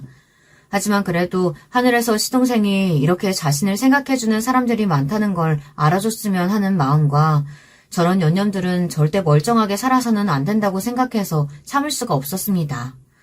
복수는 했지만 저는 아직도 마음이 시려요. 하지만 어쩌겠어요. 하늘에 있는 시동생이 더는 아파하지 않도록 저와 남편 그리고 아들이 잘 사는 모습을 보여줘야죠. 미친 동서년 욕 좀 여러분들이 시원하게 댓글로 달아주세요. 그러면 제 마음이 조금은 풀릴 것도 같습니다. 지금까지 저의 이야기 들어주셔서 감사합니다. 여러분의 가정은 항상 편안하시길 바라겠습니다. 여러분, 두 번째 사연 시작하기 전에 좋아요, 구독 꼭 눌러주실 거죠? 그럼 두 번째 사연 바로 시작합니다. 안녕하세요. 저는 현재 평창동에 거주하고 있는 30대 후반 여자입니다. 저는 요즘 살면서 제일 편안하게 일도 안 하고 몸과 마음이 편한 상태인데요. 그래서 즐겨하는 취미가 유튜브 사연을 듣는 거예요. 인생 선배님들의 감동적인 사연도 듣고 때로는 사이다 사연도 들으며 대신 통쾌해야 하고 얼마나 즐거운지 모르겠습니다. 그러다 저한테도 일어났던 감동 사연을 제보하고 싶어서 용기 내어 제보하게 되었습니다. 저는 앞서 말했듯 요즘이 제일 인생에서 마음과 몸이 편한 시기인데요. 그럴 수밖에 없는 것이 저는 어릴 때의 기억이 그렇게 좋은 편이 절대 아니기 때문입니다. 어릴 때 우리 집은 너무 가난했는데 정말 단칸방에서 부모님과 제 동생 2명, 그러니까 총 5명이 모여서 살았습니다. 그래도 아버지가 살아계셨을 때는 종종 아버지가 공사판에 가서 일하시고 벌어오시는 돈이 있어서 굶진 않았어요. 그런데 아버지는 제가 10살 때 공사장에서 일하시다 무거운 철근에 몸이 깔려서 돌아가시게 됐습니다. 어렸던 저에게 아버지의 죽음은 너무 큰 충격이었고, 그때 게다가 저한테는 동생들이 있는데, 동생 둘째인 정미가 6살이고 막내인 정석이가 3살이었어요. 우리 엄마는 슬퍼할 시간도 없다며 그때부터 밤낮 가리지 않고 해가 떠 있을 때는 식당에서, 그리고 해가 지면 집에서 부업을 하시고 쪽잠을 자며 아침에 신문 배달도 하셨습니다. 아버지가 남겨두신 빚도 있었기 때문에 엄마는 최대한 돈을 많이 벌기 위해 노력하셨지요. 그런데도 들어가는 돈이 너무 많아서 우리 집은 도저히 감당이 되지 않았는데 아이만 3명이었으니 지금 생각해도 당연합니다. 밥도 종종 굶으며 지내고 단칸방 월세도 몇 달이나 밀렸는데 나중엔 그렇게 인심 좋던 주인집 아주머니도 방 빼라고 표독하게 말씀하실 정도였어요. 전기세나 수도세를 낼 형편도 아니라 샤워하다 중간에 물도 끊기고 전기가 끊겨 촛불을 켜고 생활하기도 했습니다. 저는 엄마가 일하러 나가시면 혼자 동생 2명을 돌보았는데 저만 초등학교에 다니니까 나중에는 그냥 학교에 가지 않고 동생들을 돌본 적도 있어요. 정미가 초등학생이 되니까 정석이만 집에 남겨둘 수가 없어서 저는 결국 정석이까지 데리고 등교했고, 그때 담임 선생님이 아주 좋으신 분이라 정석이는 교실 맨 뒤에서 아주 조용하게 아무 말도 안 하는 조건으로 같이 있기도 했습니다. 지금 돌아보면 참 좋으신 선생님인데 찾아뵙고 싶어도 연락할 방법이 없는 것이 참 안타까워요. 저는 어린 나이지만 동생들에 대한 책임감이 너무 강해서 학교에서 가끔 간식이 나와도 절대 먹지 않고 정석이한테 주곤 했어요. 그런 제게 엄마는 항상 미안하다고 하셨는데 저는 힘들지 않았습니다. 그런데 정미도 학교에 입학하니까 돈이 더 들기 시작했는데 심지어 빚까지 있으니까 엄마는 도저히 안 되겠다고 생각하셨나 봐요. 결국 엄마는 우리 3남매를 외가와 친가에 맡기기로 하셨습니다. 저는 외할머니에게, 그리고 정미와 정석이는 친할머니에게 맡기기로 생각하시고 엄마는 기숙사가 있는 공장에 들어가셨어요. 엄마, 내가 잘할 테니까 그냥 우리 다 같이 살자. 내가 정석이랑 정미 더 돌볼게. 학교 안 가도 돼. 정혜야, 엄마가 딱 3년만 일하고 바로 찾으러 올 거야. 엄마가 너무 미안해. 엄마가 너무 보고 싶으면 그때는 어떡해? 나 벌써 엄마가 너무 보고 싶어서 참을 수가 없어. 그럴 땐 이 목걸이를 봐. 우리 4명 다 똑같은 목걸이야. 목걸이가 엄마라고 생각해, 알겠지? 엄마 돈 많이 벌어서 우리 정혜랑 동생들 찾으러 올 거야. 엄마 믿어. 엄마는 공장에 들어가시기 전에 저와 동생들에게 똑같은 나뭇잎 모양의 목걸이를 주셨어요. 엄마가 계속 울면서 저한테 미안하다고 하시니까 저는 마냥 싫다는 말도 나오지 않았어요. 저는 외할머니 집으로 갔고 동생들은 친할머니 집으로 갔는데 친할머니는 외할머니보다 아주 조금 더 여유가 있었고, 그리고 결정적으로 아들인 정석이를 예뻐하셨으니 엄마가 그렇게 생각하시고 우리를 맡기셨습니다. 저는 외할머니 집으로 갔는데 외할머니는 저를 안타깝게 여기시며 먹을 것도 많이 사주시고 최대한 편하게 해주셨어요. 그래도 저는 엄마가 너무 그리워서 밤마다 울면서 3년이 빨리 지나갔으면 좋겠다고 생각했습니다. 엄마가 보고 싶을 때는 목걸이를 만지면서 엄마의 기운을 느끼려고 노력했고, 진짜 단 한순간도 목걸이를 뺀 적이 없을 만큼 엄마를 그리워했습니다. 그렇게 지나갈 것 같지 않던 3년이 지나갔고 엄마는 공장에서 나와서 저를 가장 먼저 보러 오셨어요. 엄마는 저에게 드디어 빚도 다 갚고 우리 살 집도 구할 수 있다고 저를 끌어안고 고생했다고 엉엉 우셨습니다. 저도 엄마 품에서 울고 지켜보던 외할머니도 당신 딸과 손녀가 안타깝다고 우셨어요. 그렇게 겨우 정신 차리고 저와 엄마는 신이 나서 친할머니 집으로 갔는데 그때 받은 충격은 절대 살면서 잊을 수가 없었습니다. 글쎄 친할머니 집에 들어갔더니 거기엔 정석이만 있고 정미가 없었어요. 정석이는 우리를 보자마자 울면서 달려오더니 그 뒤로 엄마와 제 손을 잡고 절대 놓지 않았습니다. 정석아! 엄마, 큰 누나, 보고 싶었어. 3년 전에 정석이는 6살이라 학교에 다니지 않았었는데 3년 뒤 정석이는 어느덧 초등학생이었어요. 저와 엄마는 정석이를 달래며 정미가 어디 있냐고 하니까 친할머니가 대신 대답하셨어요. 정미는 여기 없다. 네? 어머니, 그게 무슨 소리예요? 우리 정미 어디 있어요? 정미야! 정미 그 어린 것이 혼자 나갔어. 어디로 나갔는지 집에 들어오질 않더라. 혼자 나갔으니 우리도 찾을 방법이 있겠니? 어머니, 우리 정미는 말없이 혼자 나갔을 리가 없어요. 우리 정미 어디 있어요, 네? 시끄럽다. 나가라. 그동안 정석이 봐준 은혜도 모르고 이게 무슨 소란이니? 엄마 말대로 정미는 어디 나가서 혼자 집에 들어오지 않을 아이가 절대 아니었어요. 우리 3남매 중 제일 성격도 유약하고 겁도 많아 엄마가 오히려 걱정하던 아이가 정미였어요. 저희는 그렇게 친할머니 집에서 쫓겨나듯 집에서 나왔고 엄마는 그때부터 엉엉 울며 정미를 내놓으라고 문을 두드렸는데 친할머니는 문을 열어주지도 않으셨습니다. 오히려 배은망덕하다고 화를 내며 당장 꺼지라고 하더라고요. 그런데 옆에 있던 정석이가 제 티셔츠 자락을 끌어당기며 저에게 아주 충격적인 소리를 내서 저는 잘못 들은 줄 알았답니다. 큰 누나, 큰할머니가 작은 누나 버렸어. 내가 차에서 봤어. 뭐? 그게 무슨 소리야? 엄마, 정석이가 이상한 소리를 해. 우리가 정석이에게 물어보니까 친할머니는 어느 날 정미와 정석이를 데리고 보육원에 갔대요. 그런데 거기서 정미만 내려놓고 정석이는 그대로 데리고 왔다고 합니다. 그러면서 정석이에게도 말 안 들으면 네 누나처럼 버린다고 협박했다는 거예요. 그렇게 애들 맡기 싫었으면 애초에 돌보기 싫다고 말하면 되는 것을 도대체 왜 보육원에 가져다 버린 건지 아직도 그 노인네의 심정은 헤아리기가 힘들어요. 그 뒤로 엄마와 저는 정말 미친 사람처럼 정미를 찾아다니기 시작했습니다. 근처에 있던 보육원을 아무리 뒤져봐도 정미는 없었고 아무리 수소문해도 모른다는 답변만 들려왔어요. 정미는 초등학생이었기 때문에 어디 입양이 되어도 학교는 다닐 테니 주변 초등학교를 다 가보며 정미를 찾았는데 번번이 실패했습니다. 급한 대로 동사무소와 경찰서도 가고 온갖 방법을 다 찾으며 정미를 찾으려고 노력했는데 정미는 머리카락 하나도 보이지 않았습니다. 엄마는 전단지까지 제작하고 정미를 찾았는데 전혀 소용이 없었어요. 심지어 외할머니와 외삼촌까지 다 동네를 뒤지고 혹시 몰라서 집과 멀리 떨어진 곳까지 가족끼리 구역을 나눠 정미를 찾았지만 정미는 마치 땅에서 그대로 증발한 기포처럼 사라진 상태로 있었습니다.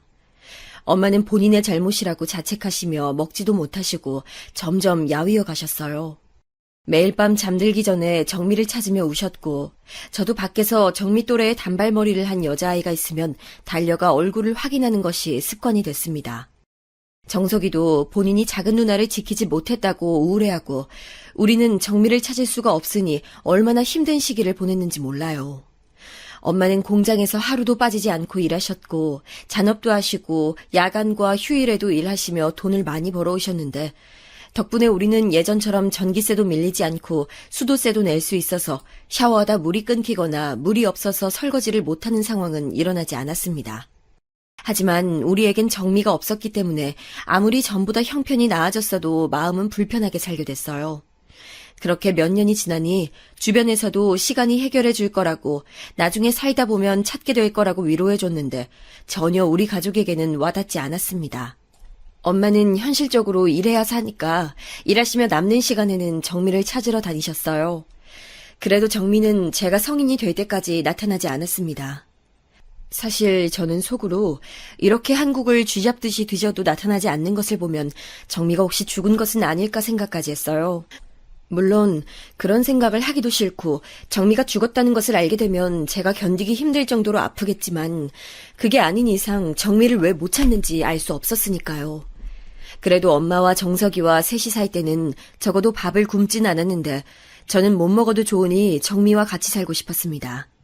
그렇게 저는 고등학교를 졸업하게 됐는데 진짜 하늘도 우리 가족에게 도대체 왜 그러신 건지 엄마는 제가 성인이 되자마자 돌아가시게 됐습니다.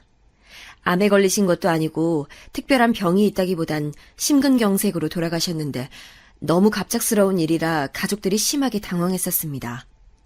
저는 엄마와 다시 만난 지 5년밖에 되지 않았고 내가 성인이 되었으니 드디어 엄마에게 효도할 생각을 하고 있었는데 엄마가 갑자기 돌아가시니까 정신을 차릴 수가 없었습니다. 외할머니도 갑자기 딸이 죽으니까 충격을 받으셔서 그대로 쓰러지셔서 침대에 누우셨어요. 엄마는 돌아가시는 날까지 정미의 전단지를 들고 지하철 앞과 시장에서 나누어주고 있었습니다. 정미를 본인의 실수 때문에 한순간에 잃었다는 충격이 크신 건지 눈도 제대로 감지 못하시고 돌아가셨지요. 저는 하늘이 무너지는 줄 알았고 너무 당황스럽고 슬펐습니다. 아무리 힘들게 살아도 엄마가 있으니까 버틸 수 있었던 건데 엄마가 돌아가시니까 도저히 어떻게 살아야 할지 모르겠더라고요. 게다가 정석이가 당시에 초등학생이라 제가 당장 정석이를 돌봐야 해서 더욱 막막했습니다. 외할머니는 우리가 안쓰러웠는지 본인 집으로 오라고 하셨는데 저는 엄마가 공장에서 3년간 온몸을 혹사하며 벌었던 돈으로 마련한 이 집을 떠날 수가 없었어요. 엄마가 돌아가시고 나서는 너무 힘들어서 저도 다 포기하고 싶고 살고 싶지 않았는데 나까지 세상을 떠나버리면 우리 막내 정석이는 혼자 어떻게 살까 생각하니까 죽을 수도 없었습니다. 저는 그래서 대학에 진학하지 않고 바로 백화점 화장품 매장에서 일하며 정석이를 키우게 되었어요. 백화점 매장은 종일 서 있어야 하고 구두를 신어야 해서 퇴근하고 집에 오면 다리가 부서질 것 같았고 발에는 밴드가 몇 개씩 붙어 있었습니다. 물집이 여러 개 잡히고 허리도 너무 아팠지만 그만둘 수는 없었으니 죽어라 버텼어요. 화장품 매장은 당시에 텃세도 굉장히 심해서 저는 적응하는 게 힘들었는데 그럴 때마다 엄마는 저보다 몇 배는 더 힘들었으니까 엄마를 생각하며 울면서 일했습니다. 사실 제가 그렇게 힘들게 일해도 사실 생활비로는 턱없이 부족했고 저축은 하지도 못하겠더라고요. 저는 죽어도 정석이를 굶기긴 싫었고 옷도 멀쩡한 것을 입혀서 부모 없다는 소리를 못 듣게 하려고 얼마나 애썼는지 모르겠습니다. 그리고 저는 그래도 자라면서 엄마가 있었으니까 학교에 부모님이 오시는 날에 엄마가 오셨을 때가 있었는데 정석이는 이제 부모님이 아예 없으니까 제가 다 돌봐야 했어요.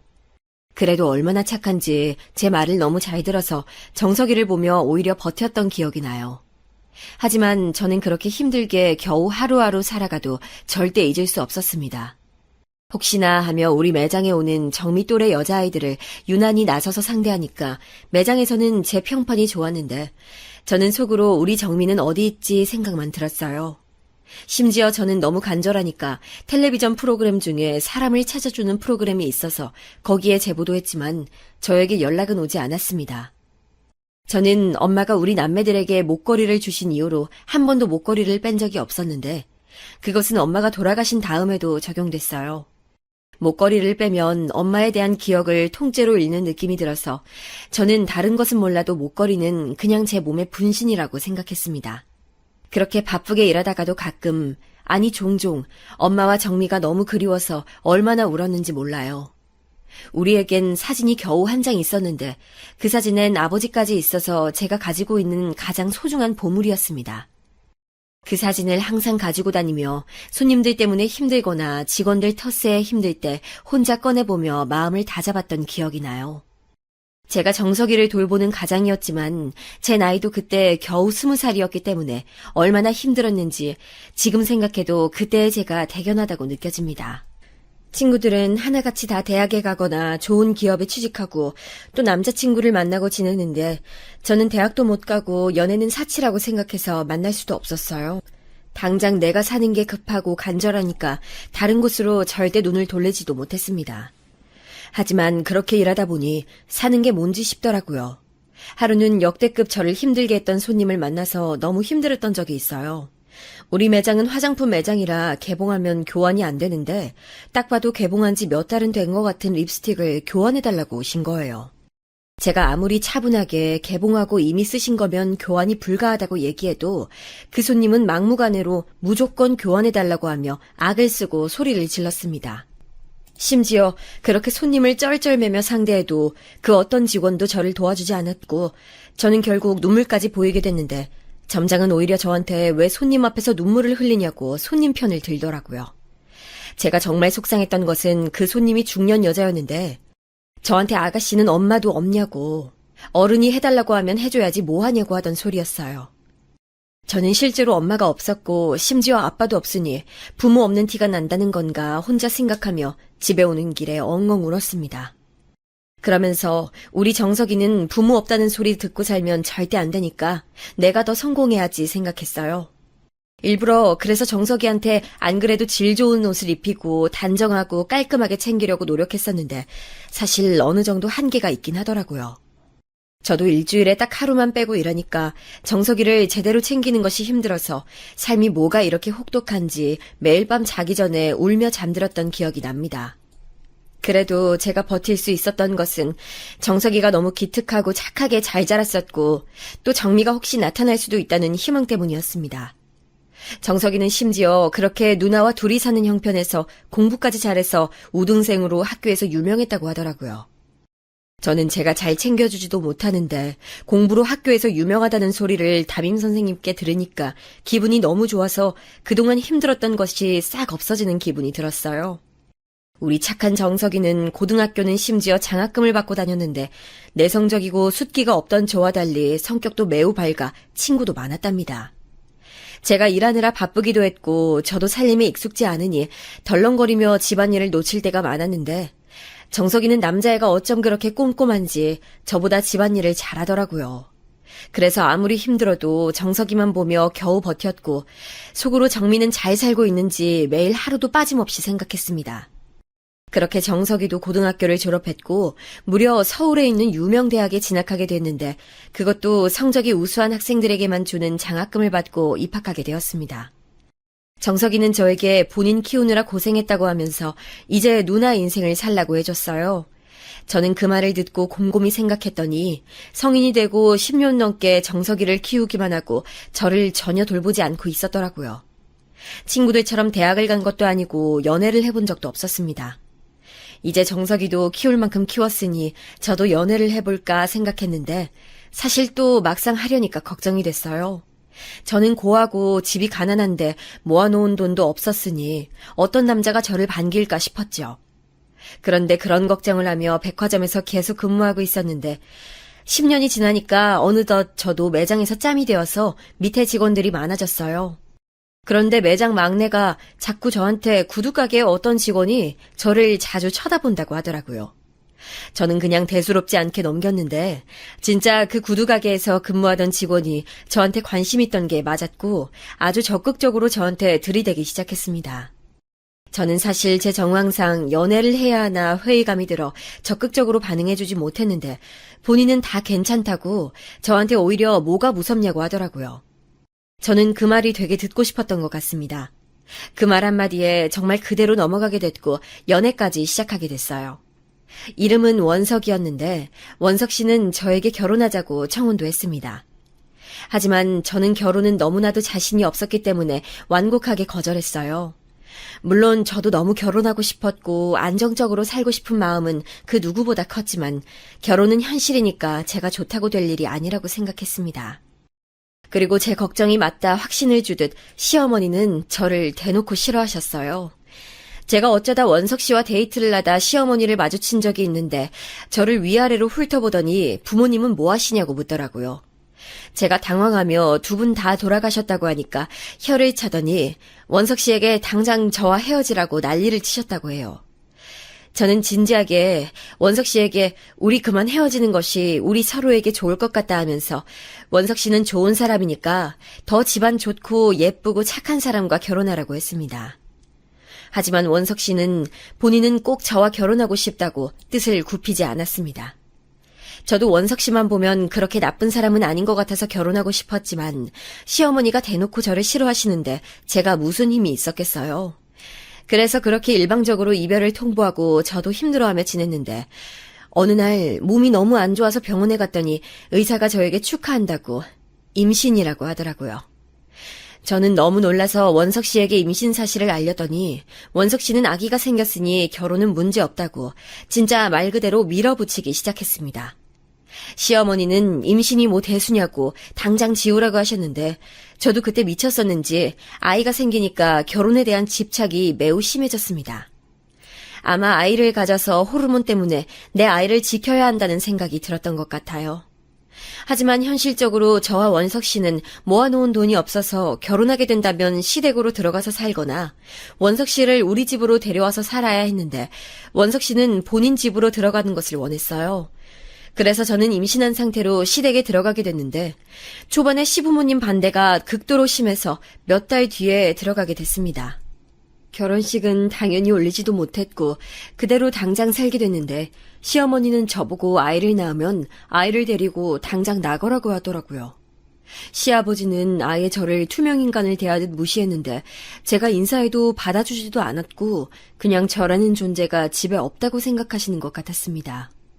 시어머니는 제가 시어머니 눈앞에 보이면 방으로 들어가라고 하셔서 방에서 남편의 퇴근만 기다리며 혼자 얼마나 숨죽였는지 몰라요. 물론 저도 속상하고 서러워서 괜히 시댁으로 들어온 건가 싶었지만 또 막상 아이를 낳으면 좋아하는 시부모님이 많다기에 그 말을 믿고 출산만을 기다리고 있었습니다. 그래도 원석 씨가 퇴근하면 저를 주겠다고 맛있는 음식이나 간식을 포장해서 왔었고 시어머니가 저를 괴롭혀도 주말에는 그런 시어머니를 막아주기까지 해서 저는 원석 씨만 의지하며 지냈어요. 너무나도 다행으로 제 아이는 배에서 마치 없는 것처럼 조용했었는데 의사한테 물어봐도 원래 성격 자체가 순한 아이 같다고 하더라고요. 시어머니는 저에게 집안일을 시키거나 그러진 않았지만 대놓고 저라는 존재를 안 좋아하셨는데 그게 더 힘들게 느껴졌습니다. 제가 부모가 없으니 그것도 마음에 들지 않았던 것 같아요. 저는 그때도 엄마가 주신 목걸이를 항상 하고 있었는데 임신하고 안 그래도 예민해져 있었는데 저렇게 괴롭히니까 나중엔 너무 힘들어서 매일 목걸이를 만지며 창밖만 바라보며 울었습니다. 제가 시댁으로 들어가면서 정석이는 혼자 살게 됐는데 또 정석이가 너무 걱정되는 거예요. 그래서 어느 날엔 조용히 시댁을 나가서 몰래 우리 집으로 갔던 적이 있어요. 정석아, 누나, 너무 오랜만이다. 아니, 누나, 임신했는데 왜 이렇게 말랐어? 누가 보면 임신한 줄도 모르겠어. 입덧이 심해서 그런 것 같아. 뭘 먹어도 자꾸 토해. 우리 정석이 안 본 새에 또 키가 자란 것 같아. 이제 누나보다 훨씬 크다. 정석이와 저는 오랜만에 만나 집에서 얘기했는데 진짜 시간 가는 줄 모르겠더라고요. 마침 정석이가 그날 학교에 가지 않는 날이라 저를 볼 수 있었던 거라 저는 진짜 다행이라고 생각했습니다. 정석이는 내년에 군대에 가야 할 것 같다고 저한테 본인은 걱정하지 말고 시댁에서 몸 건강히 잘 있으라고 해줬어요. 저는 정석이가 군대 간다는 소리를 들으니까 갑자기 속에서 울컥하는 게 올라왔습니다. 저한테 정석이는 무조건 아기고 제가 돌봐야 하는 존재인데 군대에 가서 훈련받고 나라를 지킨다는 생각이 드니까 그제서야 정석이가 진짜 다 컸다는 생각이 들더라고요. 제가 울먹거리니까 정석이는 제 심정을 눈치채고 본인은 이제 성인이고 누나 덕분에 이렇게 자랐다고 울음을 더 참지 못하고 엉엉 울었어요. 그렇게 아기였던 정석이한테 오히려 위로를 받게 되는 날이 올 줄 20살의 제가 과연 알았을까요? 누나, 엄마 보러 가자. 우리 엄마 보러 가는 지 꽤 됐잖아. 엄마도 우리 보고 싶어 하실 것 같아. 그래? 좋은 생각이야. 누나도 엄마가 너무 보고 싶다. 정석이는 그런 저를 달래며 오랜만에 엄마를 보러 가자고 했습니다. 마침 엄마를 본 지 오래돼서 저는 알겠다고 다음에 다시 만날 날짜를 잡고 시댁에 돌아왔는데 진짜 황당하게도 시어머니는 대문을 걸어 잠그고 문을 열어주지 않았습니다. 시어머니는 안에 있는 걸 뻔히 아는데 아예 들은 척도 하지 않더라고요. 그렇게 저는 원석 씨가 퇴근할 때까지 임신한 배를 부여잡고 밖에서 기다리는데 5만 가지 생각이 들었습니다. 내가 그렇게 힘들게 백화점 매장에서 일하면서 버틴 결과가 이거라면 전혀 반갑지 않았어요. 그렇게 생각이 드니까 또 눈물이 나와 대문 앞에서 울고 있으니까 원석 씨가 오더라고요. 제가 사정을 설명하니까 원석 씨는 제 손을 잡고 들어가서 시어머니에게 따질 줄 알았는데 그게 아니고 그냥 한숨만 쉬더라고요. 사실 그때 시어머니보다 원석 씨에게 받은 충격이 더 컸습니다. 그렇게 원석 씨와 같이 집에 들어갔는데 시어머니는 저를 본 척도 하지 않고 아들 왔냐고 원석 씨만 반기더라고요. 그 뒤로 저는 나갈 때는 원석 씨에게 말을 하고 나갔는데 시어머니는 제가 나가면 절대 문을 열어주지 않았기 때문입니다. 당시 시댁은 문이 열쇠로 여는 문이어서 열쇠가 없으면 문을 열지 못했거든요. 당연하게도 시부모님은 저에게 열쇠를 주지 않아서 저는 나갈 수는 있어도 들어오지는 못하던 상태였습니다. 아기를 낳기 전에 원석 씨에게 미리 말하고 정석이와 같이 엄마를 보러 간 적이 있어요. 그때는 또 눈물이 나오지 않더라고요. 그냥 엄마 무덤 앞에서 아무 말도 하지 않고 하염없이 엄마 무덤만 바라보며 종일 있었습니다. 정석이도 제 옆에서 가만히 앉아서 우리는 둘이 침묵으로 무덤 앞에 앉아 있었는데 그래도 엄마를 보고 오니까 제 마음이 훨씬 편해졌습니다. 엄마를 보러 갈 때는 항상 당연히 정미 생각도 나게 되었는데 그날도 역시 정미 생각에 제가 한숨을 계속 쉬니까 정석이는 살면서 언젠간 우리가 만날 수 있는 날이 올 거라고 하더라고요. 그렇게 아기였던 막내가 자라서 저한테 위로하는 청년이 되다니 믿을 수 없었습니다. 엄마를 보고 시댁에 들어가니까 마음도 편해졌고 오히려 약간 해탈한 상태로 출산을 기다렸습니다. 그때도 아이를 낳으면 시부모님의 반응이 달라질 거라는 헛된 희망을 가지고 있었죠. 그렇게 저는 아이를 낳았는데 아이는 아들이었습니다. 저는 아들이니까 남아 선호 사상이 심한 시부모님이 반기겠지 굳게 생각했는데 현실은 전혀 아니었어요. 심지어 저는 산후조리도 하지 못했는데 바로 병원에서 돌아온 저에게 걸레질하라고 걸레를 주더라고요. 그전까진 저를 투명인간처럼 취급하더니 아기를 낳고 오니까 갑자기 집안일을 시키셨습니다. 저는 뼈도 제대로 붙지 않은 상태였는데 그렇게 청소를 시작했고 몸이 너무 아프더라고요. 그래서 시어머니에게 나름 다가가 보겠다고 애교 있는 목소리로 말을 꺼냈는데 돌아오는 대답은 냉담했습니다. 애 낳는 걸로 유세야? 힘들긴 뭐가 힘들어. 밖에서 일해서 돈 벌어오는 우리 아들이 더 힘들다. 저는 그 말에 속상해서 퇴근한 원석 씨에게 말했더니 원석 씨는 별 반응이 없었습니다. 오히려 저는 시어머니보다 원석 씨의 냉담한 반응에 더 많은 상처를 받았어요. 그리고 제가 더 상처받는 사건이 발생했는데 바로 원석 씨의 바람이었습니다. 어느 날 잠을 자고 있는데 새벽에 제가 깼던 날이 있어요. 그때 원석 씨가 잠꼬대로 제니퍼라는 말을 했는데 누가 봐도 여자 이름이었습니다. 그런데 이름이 제니퍼고 우리나라 사람 이름이 아니니까 처음에는 그냥 미국 연예인이 꿈에 나왔나 보다 생각하며 대수롭지 않게 넘겼습니다. 그런데 어느 날부터 원석 씨가 퇴근하면 이상하게 여자 향수 냄새가 나더라고요. 활용점정으로 원석 씨 셔츠에 립스틱 자국까지 발견하고 저는 바람을 확신하게 됐습니다. 일단 증거를 확보하려고 저는 일했던 백화점 매장에 연락해서 직원들에게 자초지종을 설명했어요. 그랬더니 웬걸 막내 직원이 저에게 말했던 내용은 진심으로 충격적이었습니다. 언니, 안 그래도 연락하려고 그랬어요. 아니, 형부가 몇 달 전에 매장에 왔던 부자 여자 손님한테 들이댔어요. 그 여자 손님을 밖에서 몇 번 만났던지 그분이 유독 백화점에 자주 오더라고요. 근데 나는 언니 걱정되니까 연락도 못하고 있었죠. 나는 전혀 몰랐어. 이게 무슨 소리니? 하고 다니는 것만 봐도 부자예요. 그리고 영어 레스토라고요. 형부 완전 푹 빠졌더라고요. 안 그래도 우리끼리 모여서 욕했어요. 언니랑 아기 낳은 거 사람들 뻔히 아는데. 저는 막내 직원의 말을 듣자마자 직감했습니다. 남편이 잠에 취해 부른 제니퍼라는 사람이 바로 상간녀라고 확신하게 됐죠. 막내 직원에게 물어보니까 오늘도 올 것 같다고 요즘 매일 퇴근하고 만난다고 하길래 저는 아기를 데리고 백화점으로 출발했습니다. 그때가 제가 출산하고 100일도 되지 않던 때였는데 저는 신생아를 데리고 남편의 바람을 잡으러 백화점에 택시를 타고 가고 있다는 생각이 들자 또 인생이 뭐가 이렇게 힘든지 눈물이 나오는 것을 꾹 눌렀어요. 그렇게 저는 아기를 데리고 백화점에 가서 일단 제가 일하던 매장에 갔습니다. 직원들과 인사하고 아이도 보여주며 자초지종을 들어보니 요즘 백화점 마감 시간 30분 전에 항상 온다고 하길래 저는 몰래 숨어서 보려고 남편이 일하던 매장 근처에서 몸을 숨기고 기다렸어요.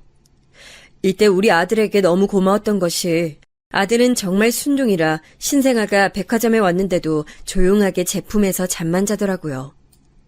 그렇게 겨우 정신을 차리며 기다렸더니 그 상간녀가 진짜로 나타났습니다. 사실 제가 알아볼 수 있을까 걱정했었는데 막내 직원은 딱 보면 바로 알 거라고 했거든요. 그런데 그 말이 진심 사실이었어요. 딱 보자마자 저 여자가 상간녀인지 알겠더라고요. 왜냐하면 그 여자는 머리부터 발끝까지 명품으로 휘감고 있었기 때문입니다. 제가 아무리 가난하게 살았어도 백화점에서 10년을 일했으니 당연히 명품에 대해서는 잘 알고 있었죠. 상간녀는 명품 중에서도 비싸기로 유명한 제품들만 몸에 걸치고 있었고 심지어 귀걸이까지 명품이었어요. 국내에서 구하기 힘들다는 명품 제품들도 가지고 있었고 한마디로 그냥 몇 초만 봐도 귀티가 흐르는 사람이었습니다. 머릿결도 아주 좋았고 저와는 너무 차이가 나는 상태였죠. 저는 며칠째 입고 있던 후줄근한 티에 머리는 헝클어지고 심지어 아기까지 데리고 있었으니까요. 아무튼 그 여자의 뒷모습만 봤지만 금세 알아챘고 또 무엇보다 남편과 매우 자연스럽게 포옹하는 모습을 보니 상간녀라는 것을 바로 알 수 있었습니다. 남편은 저와 백화점에서 만났고 우리 둘 다 오래 일했기 때문에 직원들이 우리가 아이를 가졌다는 것을 직원들이 다 아는데도 자연스럽게 여자와 안고 있었습니다. 저는 그 모습에 너무 충격을 받았는데 그건 바로 남들이 어떻게 보는지 신경을 쓰지 않겠다는 거잖아요. 얼마나 저를 무시했으면 그럴까 생각이 드니까 머리가 너무 아프기 시작했습니다. 그렇게 상간녀와 남편은 둘이 매장에서 마감할 때까지 꼭 붙어 있었고 저는 아이를 안고 그 모습을 지켜봤어요. 그 여자를 보며 저는 제가 너무 볼품없다고 생각했고 오히려 저렇게 잘난 여자가 도대체 왜 남편 같은 사람을 만나는 것인지 의문이 들었습니다. 훨씬 좋은 사람을 만날 수 있을 텐데 별 볼 일 없는 우리 남편을 만난다고? 의아함이 들었죠. 마침내 백화점 마감 시간이 돼서 남편과 상간녀는 손을 잡고 주차장으로 내려가는 것 같았습니다. 저는 여기는 보는 눈이 많으니 주차장에 가서 따지려고 저도 아이를 데리고 뒤따라 내려갔어요. 그런데 저는 안 그래도 충격을 받아 머리가 아팠는데 주차장에서 시어머니를 보고 기절하는 줄 알았습니다.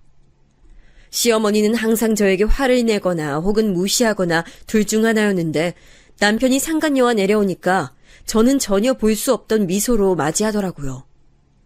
저는 시어머니에게 저런 표정이 있는 줄 처음 알았습니다. 그리고 남편도 저한테 보여준 적 없는 환한 미소로 상간녀를 대하더라고요. 저는 그것도 모르고 아기를 낳으면 반응이 바뀔 거라 기대했던 거죠. 아들, 제니퍼, 빨리 와. 우리 오늘 한우 먹자. 엄마가 사줄게. 아유, 우리 제니퍼는 가면 갈수록 예뻐져. 저한테는 사과 한 조각도 아까워하시던 분이 상간녀에겐 한우를 먹자고 하는 모습을 보니까 도저히 참을 수가 없었습니다. 누가 보면 상간녀가 아니고 오히려 그 셋을 사이좋은 시어머니와 아들 부부라고 생각할 것 같았죠. 마치 제가 오히려 불청객이 된 기분이 들었습니다. 심지어 제가 참지 못하고 그들 앞으로 가게 된 것은 시어머니의 행동 때문이었어요. 시어머니는 본인의 차에서 무언가를 꺼내 여자에게 줬는데 자세히 보니까 그것은 홍삼 상자였습니다. 저는 산후조리도 하지 못하고 집에서 걸레질이나 하게 시켰으면서 부자 상간녀에게는 홍삼까지 사서 바치더라고요. 제가 먹는 것은 입에 들어가는 걸 그렇게 아까워해서 저는 항상 시댁에서 배고픈 상태로 살고 몰래 우리 집에 가서 먹고 올 정도로 불쌍하게 지냈는데 홍삼을 사서 주는 것을 제 눈으로 보니까 말 그대로 꼭지가 돌았습니다. 심지어 저는 임신했을 때 너무 배가 고파서 새벽에 다들 잘 때 몰래 내려가서 냉장고에 있던 딸기를 먹었던 적이 있는데 그때 시어머니가 다음날 자고 있던 저를 깨워서 네가 딸기 먹었냐고 막 역정을 내기도 했거든요. 그렇게 딸기 2알도 아까워하더니 돈이 그렇게 좋은지 상간녀에겐 정신 못 차리고 웃던 시어머니를 보니까 이렇게는 못 살겠다는 마음이 들었습니다.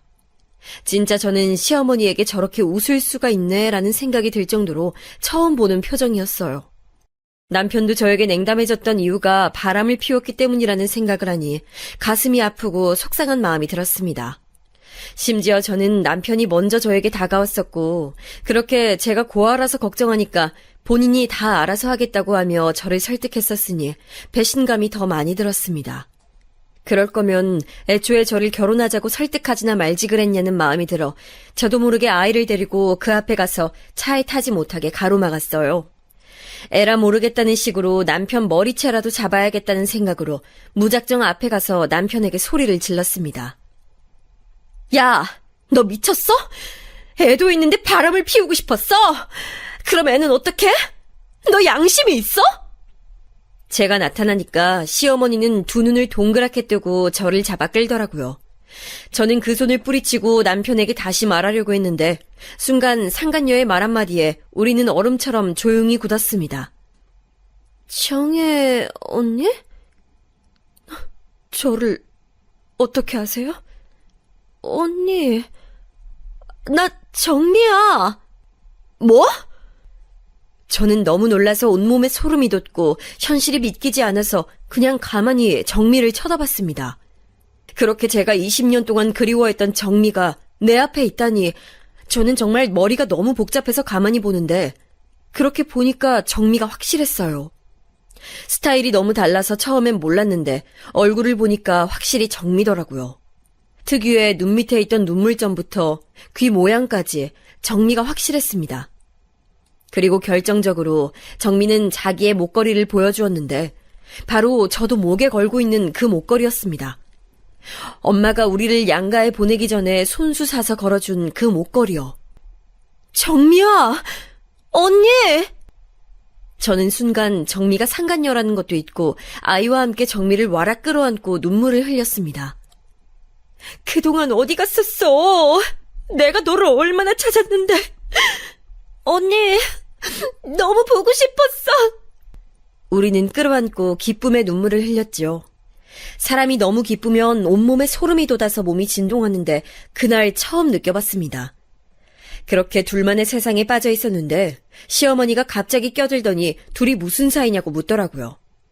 시어머니와 남편의 얼굴을 보니 순간 정신이 확 들어서 정미에게 말했습니다. 정미야, 너 이 사람하고 사귀는 사이야? 이 사람 내 남편이고 이 아기도 저 사람하고 내가 낳았어. 뭐라고? 와, 나는 유부남인 줄 전혀 몰랐어. 이게 무슨 소리야? 난 네가 상간녀인 줄 알고 여기까지 온 거야. 아니, 난 정말 유부남일 거라 생각조차 못했어. 어머니도 참 너무하시네요. 정미가 진심으로 화내며 시어머니와 남편을 쳐다보니까 남편은 오해라고 본인이 다 설명하겠다 했지만 정미는 전혀 믿지 않았습니다. 됐어요. 우리 결혼은 없던 걸로 해요. 무슨 이런 집안이 다 있어. 나를 감히 상간녀로 만들어? 그렇게 정미와 카페에 가서 얘기했는데 처음으로 올라가서 얘기를 들어보니 정미는 친할머니가 버린 게 맞았습니다. 다만 버려진 바로 다음 날에 미국인 부부가 찾아와서 정미를 입양해서 미국으로 데려갔었다고 해요. 그제야 왜 우리가 그토록 정미를 찾아도 찾을 수 없었던 이유를 알게 됐습니다. 정미에게 우리가 너를 찾으려고 전국 초등학교도 다 뒤지고 전단지도 돌리고 수소문에서 온갖 보육원을 다 뒤졌다니까 정미는 그럴 줄은 몰랐다고 엉엉 울었습니다. 본인도 너무 갑작스럽게 버려진 상태여서 정신이 하나도 없었는데 그대로 미국에 가게 되니까 처음에는 현실이 믿기지 않았다고 하더라고요. 그 어린 것이 타국에 가서 얼마나 고생했을지 생각하니까 가슴이 너무 아팠습니다. 다행히 정미의 양부모님이 아주 좋은 분들이시더라고요. 정미를 정말 말 그대로 사랑으로 키워주시고 애정을 듬뿍 주시며 키우셨다고 합니다. 그분들은 아이를 낳지 못하는 몸이라 멀리 한국까지 오셔서 아이를 데려가셨다고 해요. 다정하고 이해심 깊은 부모님인데 재력까지 좋은 분들이라 부족함 없이 잘 자랐다고 합니다. 저는 그 소리를 들으니까 얼마나 다행인지 모르겠더라고요. 정미는 조심스럽게 엄마와 정석이에 대해 저에게 물었는데 저는 숨을 고르고 사실 그대로 얘기했습니다. 엄마는 몇 년 전에 돌아가셨고 정석이는 내년에 군대에 가. 엄마가 정미 너를 찾으려고 너무나도 노력을 하셨고 마지막에 눈을 감기 전까지 너를 그리워하셨어. 본인의 실수로 너를 잃었다고 생각하시면서 많은 후회를 하셨어. 난 진짜 몰랐어. 엄마랑 언니가 정석이까지 나를 찾고 있었다니. 정미는 제 말을 듣고 손에 얼굴을 파묻고 엉엉 울기 시작했습니다. 저도 정미에게 엄마 얘기를 하는데 목이 메어 몇 번을 숨을 고르고 말했어요. 진짜 핏줄이란 게 이렇게 진할 수가 있나요? 살면서 절대 만나지 못하겠지 생각했는데 정미를 마주하니까 현실이 믿기지 않았습니다. 저는 말 나온 김에 정석이와 정미를 만나게 하고 싶어서 정미를 데리고 집으로 갔는데 마침 정석이가 집에 있더라고요. 정석이는 저를 보고 반가워하다가 옆에 있는 정미를 보고 어리둥절하다 금세 정미를 알아봤습니다. 제가 그랬던 것처럼 똑같이 정미와 정석이는 끌어안고 울었는데 저는 이미 많이 울었는데도 그 모습을 보니까 눈물이 나오더라고요.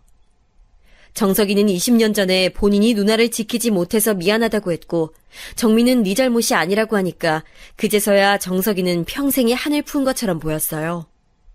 사실 우리는 단 한 명도 잘못하지 않았는데 고통을 받았으니 너무 힘들었는데 결론은 이렇게 다시 만나게 되어 정말 다행입니다. 그렇게 저는 정미를 우리 엄마의 무덤까지 같이 갔고 정미는 무덤 앞에서 한참을 울었어요. 한국에 오면서 엄마를 찾고 싶어서 정미도 헤어진 가족을 찾는 프로그램에 이미 지원까지 했었다고 했습니다.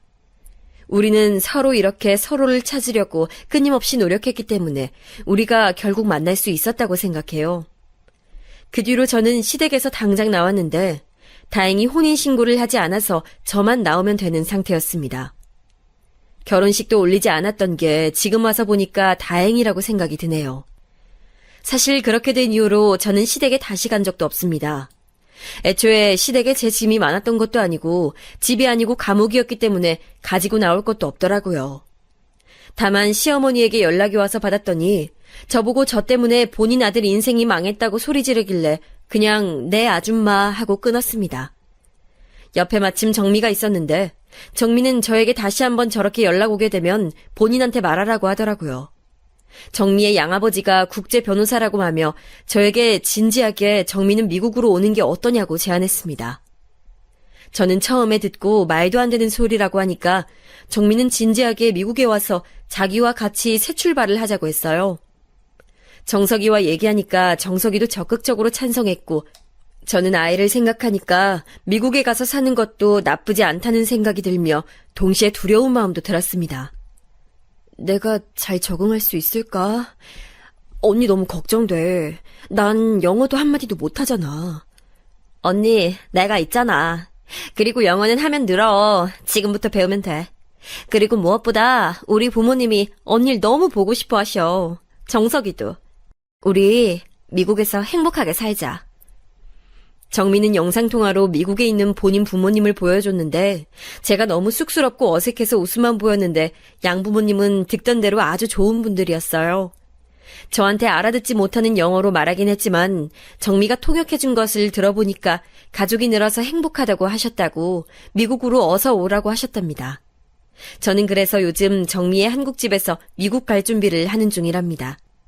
태어나서 처음으로 영어학원도 다니면서 준비 중인데 너무 즐거워요. 정미 부모님은 우리 아기가 오는 것을 진짜 기대하고 벌써 아기 장난감까지 사놓으셨대요. 정석이도 군대를 다녀오면 미국에 올 예정이에요. 정미의 양부모님이 그러라고 했답니다. 우리 삼남매 다 본인의 집에서 생활하라고 안 그래도 적적했는데 잘 됐다고 하셨다고 해요. 그렇게 힘들었던 어린 시절을 보냈는데 이렇게 다시 만나서 행복한 삶을, 그것도 미국에서 살게 되니까 어안이 벙벙하고 또 엄마가 너무 보고 싶어요.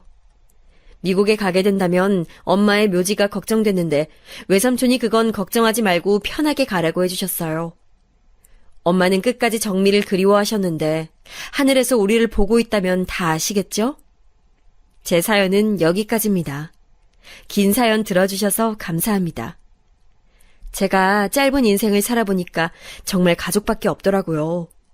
아마 이 사연을 듣고 계신 인생 선배님들도 제 말에 공감하실 거라고 믿어요. 가족들과 새해에도 행복하게 보내시길 진심으로 바랍니다. 들어주셔서 감사합니다.